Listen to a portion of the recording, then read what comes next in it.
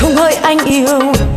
Vào mùa thu năm ấy chúng ta đã trao nhau những giây phút ngọt ngào. Giờ thì anh ra đi, những khoảnh khắc yêu thương giờ chỉ là cơn mê. Nước mắt đã tuôn rơi, một mình em cô đơn, trái tim đã không còn nhớ những phút ban đầu. Bỏ lại đằng sau lưng biết bao những yêu thương, vì tình ta đã tan. Cầu chúc anh hạnh phúc nơi xưa ấy anh ơi. Giờ trái tim này đã như hòn đá xanh rêu. Đừng trách em tàn nhẫn, quên đi hết yêu thương, vì trái tim lầm lỡ không thể nào thứ tha. Cầu chúc anh hạnh phúc nơi xưa ấy anh ơi. Giờ trái tim này đã như hòn đá xanh rêu.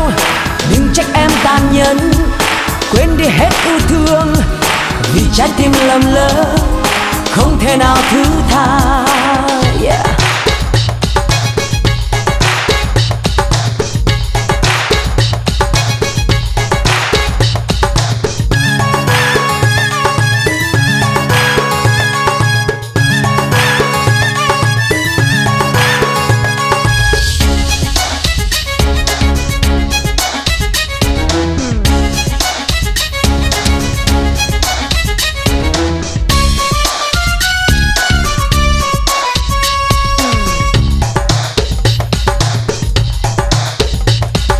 Nhớ không hỡi anh yêu, vào mùa thu năm ấy chúng ta đã trao nhau những giây phút ngọt ngào.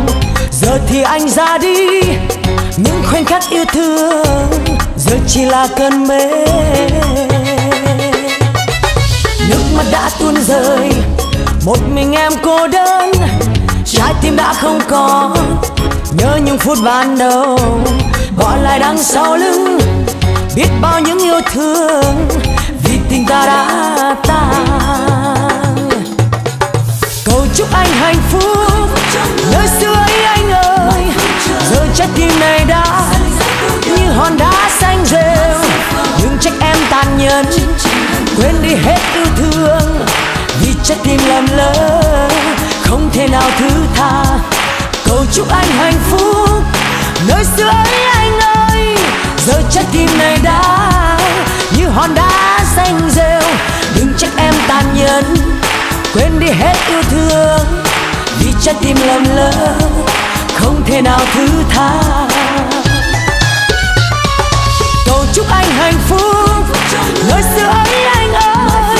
Giờ trái tim này đã như hòn đá xanh rêu. Đừng trách em tàn nhẫn, quên đi hết yêu thương, vì trái tim lầm lỡ không thể nào thứ tha.